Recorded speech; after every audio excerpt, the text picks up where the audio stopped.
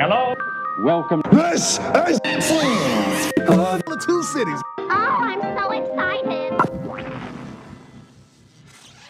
Hello, loyal listeners. This episode will continue our Halloween marathon of minis. We'll be sharing stories from several states, and the best part is you get to tell us which states you want us to talk about. So in this episode, I'll be talking about Michigan and comparing Hell's Bridge to Gravity Hill in Los Angeles.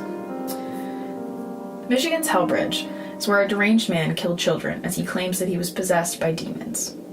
Hell's Bridge stands today as a creaky, narrow metal footbridge in the middle of thick woods. Elias Friske was part of the prominent Friske family in the 1910s. He was an older preacher, and as many parents didn't want to leave their children alone, they often left Mr. Friske in charge of babysitting. He claimed he didn't want the children to wander off, so he tied them together before marching them into the woods. He took them to what is now Algoma Township. The children mentioned a horrid smell as he uncovered bodies of missing children from the town. He killed each child one by one and threw them into Cedar Creek.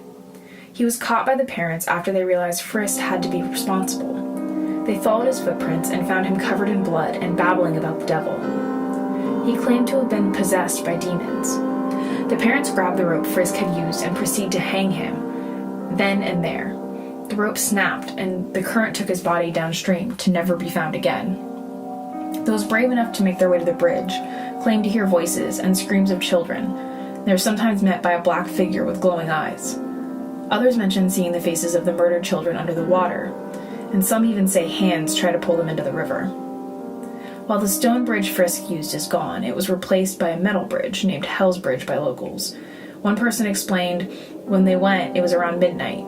It felt weird. They didn't see or hear anything, but when they stood in the middle of the bridge, it shook underneath them, even though they were completely still. The tale reminded me of a story from Los Angeles. When I was in high school and shortly thereafter, I had heard a lot about Gravity Hill. It's in Altadena, California, and has a strange history. On Loma Alta Drive, you're supposed to put your car in neutral, and the car won't roll forward despite going uphill. Many will put baby powder or flour on the hood or trunk of the car, and fingerprints will appear. The car appears to be being pushed uphill by someone. A few stories are told about the area, the most prominent having to do with children. A bus full of school children was driving on Gravity Hill when the driver lost control and everyone on the bus died. People believe now that those children will help push your car up the hill to avoid an accident, and that's the story that I heard. But others say the tale began when a girl and her friends took her parents' car without permission. The girl lost control at Gravity Hill and crashed the car. The spirits are that of her and her friends, and they remain there to help you to avoid a fatal car crash like they had. But there's yet another story that says an Indian was killed while pulling his carriage down the hill, and now his spirit remained there to pull you away from it. Regardless of which story you believe, many people go here to test the story, and many have claimed that the car moves uphill in neutral. Regardless of which story you believe, many people go here to test it, and some have even claimed that the car moves up in neutral.